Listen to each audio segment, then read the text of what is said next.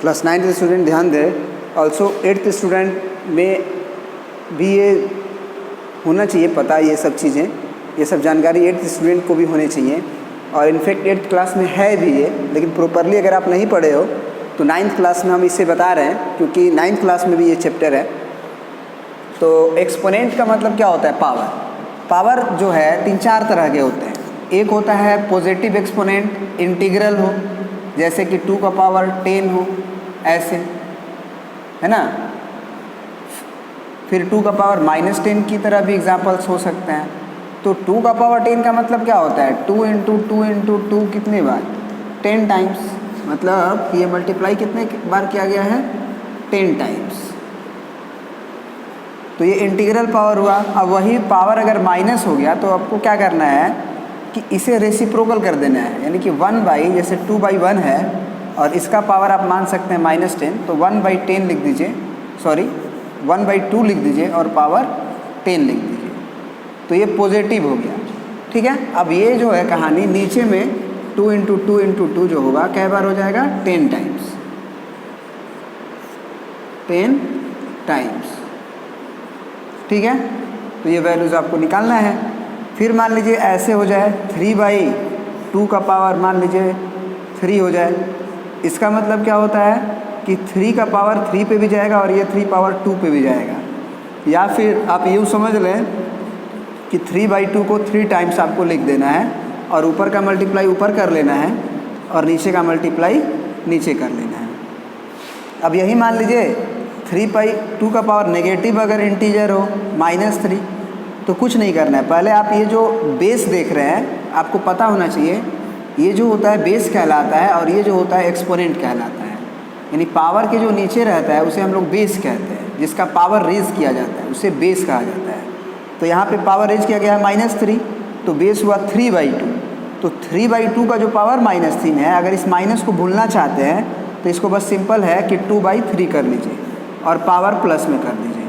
यानी कि माइनस हटाने का एक अच्छा तरीका क्या है कि आप इसे इंटरचेंज कर लीजिए, फ्लिप कर लीजिए, ठीक है। तो ये अब हो जाएगा 2 into 2 into 2 divided by 3 into 3 into 3, यानी कितना हो जाएगा? ऊपर 8 और नीचे 27। तो ये रहा नेगेटिव एक्सपोनेंट का खेल, ये रहा पॉजिटिव एक्सपोनेंट का खेल। एक और चीज़ बताते हैं कि जैसे कोई भी नंबर का पावर 0 रहता है तो उसे हम लोग 1 बोलते हैं। उसका क्या कारण है? 10 का भी पावर 0 रहता है तो 1 ही आता है ना। 111 का भी पावर 0 रहता है तो वो भी 1 ही आ जाता है। एक बात और याद रहे, 0 का पावर 0 अगर रहेगा तो ये अनडिफाइंड होता है, बस इसी का। और बाकी सब कोई भी पावर कोई भी नंबर हो 0 को छोड़ के एक्सेप्ट 0 तो वो 1 हो जाएगा। मतलब a का पावर 0 बराबर 1 होता है, but a not equal to 0 रहेगा तब, है ना। नेगेटिव हो पॉजिटिव हो कोई फ़र्क नहीं पड़ता है। इसका क्या लॉजिक है? तो इसका लॉजिक हम आपको ये बता सकते हैं जब हम इसी पावर का प्रॉपर्टीज़ पढ़ेंगे, एक्सपोनेंट का जब प्रॉपर्टीज़ पढ़ेंगे तब, ठीक है। तो अब आते हैं हम लोग प्रॉपर्टीज़ ऑफ एक्सपोनेंट पे। ये तो आप समझ गए कि कैसे एक्सपेंड करना है, नेगेटिव पावर रहेगा तब और पॉजिटिव पावर रहेगा तब। अब हम प्रॉपर्टीज़ ऑफ एक्सपोनेंट पे आते हैं। तो इसको अब मिटाएंगे और अगला लिखेंगे हम लोग प्रॉपर्टीज़ ऑफ एक्सपोनेंट। तो इसमें सबसे पहला प्रॉपर्टीज़ पढ़ेंगे हम लोग कि अगर 2 पावर हो, जैसे मान लो a का पावर m हो इंटू a का पावर n हो, और हमें पता है कि ये बेस जो होता है जिसका पावर रेज किया जाता है, बार बार बोल रहे हैं, उसे बेस कहते हैं। अगर ये बेस सेम हो तो इसमें क्या होता है कि बेस को हम एक बार लिख देते हैं और जितने बार ये पावर रहते हैं उनको जोड़ दिया जाता है, मतलब m प्लस n। एग्ज़ाम्पल के लिए आपको दिखाते हैं कि जैसे मान लीजिए 2 का पावर 5 हो इंटू 2 का ही पावर 3 हो, तो इसमें हम क्या लिख देंगे? 2 को एक बार बस लिख देंगे और पावर को जोड़ देंगे, यानी कि 5 3 8 कर देंगे। इसका प्रूफ क्या है, ऐसा क्यों हो जाता है? तो हम ये कह सकते हैं कि आप 2 को 5 बार मल्टीप्लाई कर रहे हैं तो नियम के अनुसार 2 को 5 बार आप क्या लिखिएगा? 2 इंटू 2 इंटू 2 इंटू 2 इंटू 2, 3 2 5। फिर 2 को अगला जो है कै बार लिखिएगा? 3 बार, तो 2 इंटू 2 इंटू 2 लिखिएगा। अब बेसिकली आप देखें तो आप किस चीज़ के पावर को एक्सपेंड किए हुए हैं? अगर इसको देखा जाए तो 1 2 3 4 5 6 7 8। आप ज़रा सोचिए कि 2 का पावर 8 को एक्सपेंड करके देखिए, यही तो आएगा जो इसका आ रहा है। इसीलिए पावर क्या किया जाता है, बेस सेम रहने पे पावर जोड़ दिया जाता है। ये नहीं कि मल्टीप्लाई देखे और 5 या 15 कर दिए, ये गड़बड़ हो जाएगा। ठीक है, तो एक और एग्जांपल लेते हैं। जैसे मान लीजिए 3 का पावर 3 है इंटू 3 का पावर 5 है इंटू 3 का पावर 2 है इंटू 3 का पावर 4 है। इसमें क्या करें, चाहे कितना भी बेस हो, बस बेस अगर सेम रहेगा और मल्टीप्लाई बीच में लिखा हुआ हो तो बस सब बेस के बदले एक बेस लिखेंगे और पावर अलग अलग हो सकता है, कोई दिक्कत नहीं है, पावर को जोड़ देंगे। यानी कि 3 5 2 और 4 को जोड़ देंगे तो 5 3 8 2 10 4 14। इसका आंसर हो जाएगा 3 का पावर 14। हाँ, आंसर अगर पूछेगा तो गुना करेंगे, नहीं तो ऐसे ही छोड़ देंगे।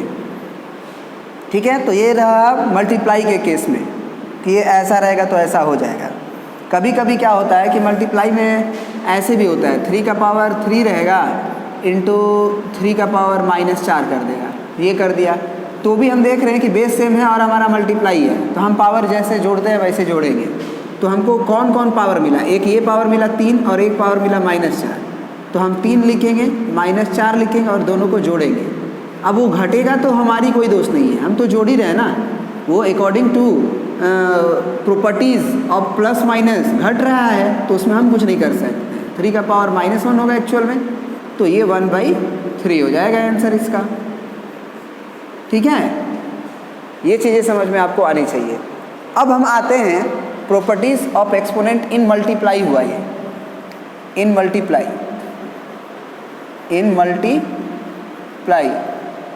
क्या लिख सकते हैं, right base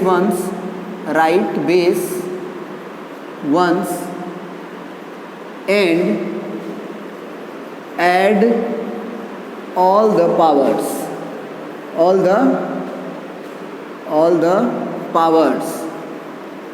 according to the sign,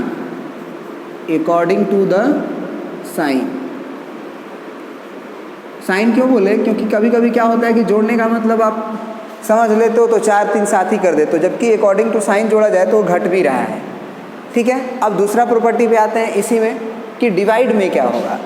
ठीक है, तो इसको मिटाते हैं।